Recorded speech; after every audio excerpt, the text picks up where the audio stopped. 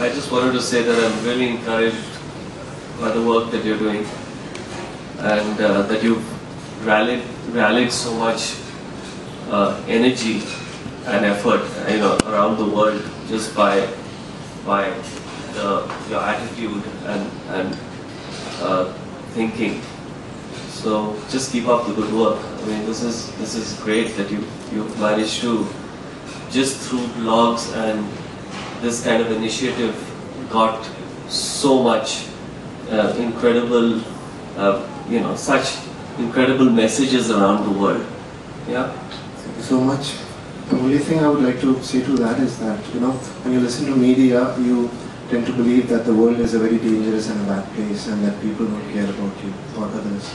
But once you take an initiative and if you work towards something with your heart and with whatever you have, you find that there are wonderful and beautiful people that live in this world and who will answer your call and call of people that are in need. What's your process like? Do you involve people? Do you listen to people's voices? Do you listen Before, I'll answer that question. Before you can ask people to do something for you or for something, you have to show them that it works. So the first exhibition which we had, Spirit of FIFA, after we had an exhibition at TED, and TED is identified, recognized by people around the world, people felt that, okay, it's something he's trying and I couldn't do much.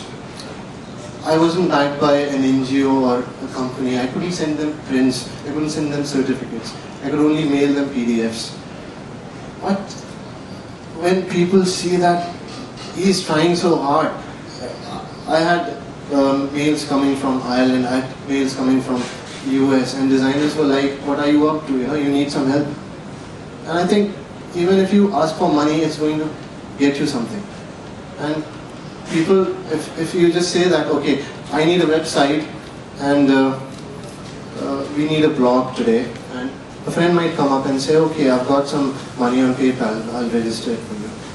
So somehow, I don't know, I can't explain it, how it works, but if you believe in something with all you've got, and if you are willing to risk everything you've got, things just work out. And that's the most amazing thing you discover about the world, once you start working that way. Which is the social issue that's closest to your heart?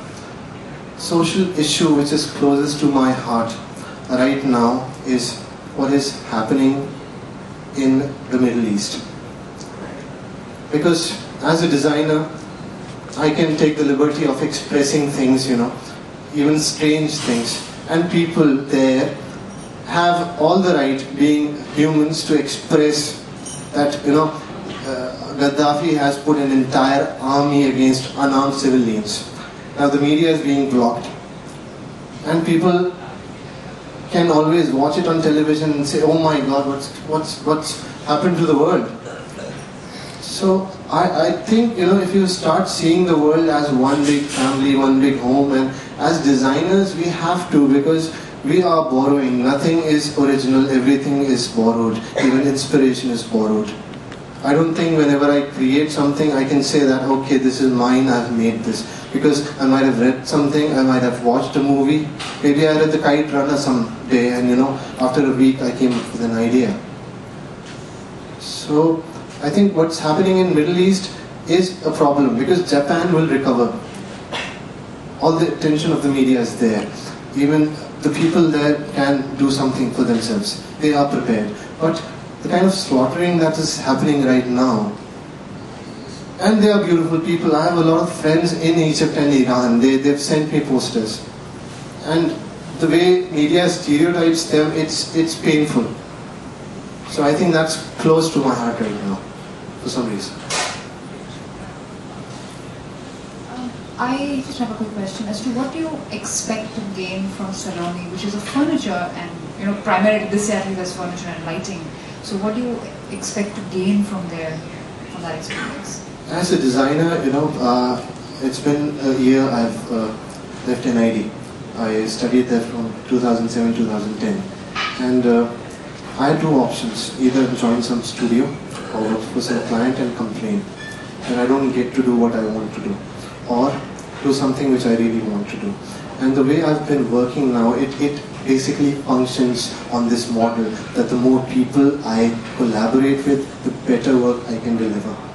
And it's not just graphic designers I collaborate with, because design as a process, design as a thought, it transcends disciplinary boundaries. It becomes one total process. So the way you make a chair, the kind of thinking that goes behind it, the way you make a car, and the way people actually start building a car, it can help me grow, it can help me see so many things. I just had a glimpse of that at NID. I mean, most of the people attending today, participating today are friends.